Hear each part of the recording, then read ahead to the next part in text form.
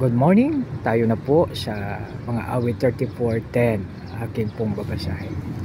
Kahit nga leon ay nagugutom din, sila ay nagkukulang sa hustong pagkain. Ngunit ang sinumang kay Yahweh ay sumusunod, mabubuting bagay sa kanya ay di mauudlot. Purihin ang Diyos sa pagbasa ng kanyang salita, tayo manalangin.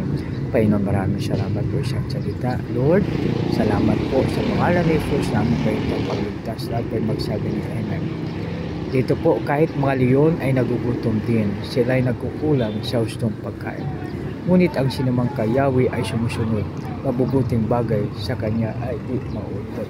Kaya makibigan, tayo po ay magkaroon pa mga kaibigan ang tinatawag natin ang nakalagay kahit Marion ay nagutom din, sila ay nagkukulang sa support.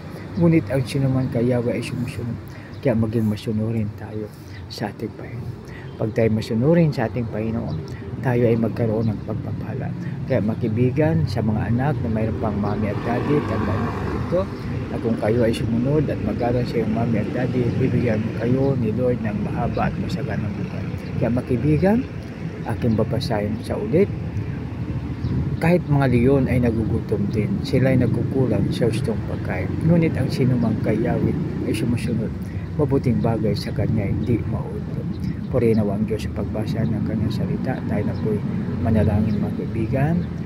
Lord, maraming salamat po sa iyong salita. Maraming salamat po, Lord, sa iyong mabiyaya sa bawat isa sa amin at tulungan mo po kami na aming ma-share ang mga salita mo ito, O Lord.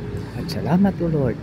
Lord, thank you very much. Sa iyo lamang ang purihang kalwatian sa pangalan ni Jesus na aming pagligtas. Lahat ko'y magsabi ng Amen. God bless us all.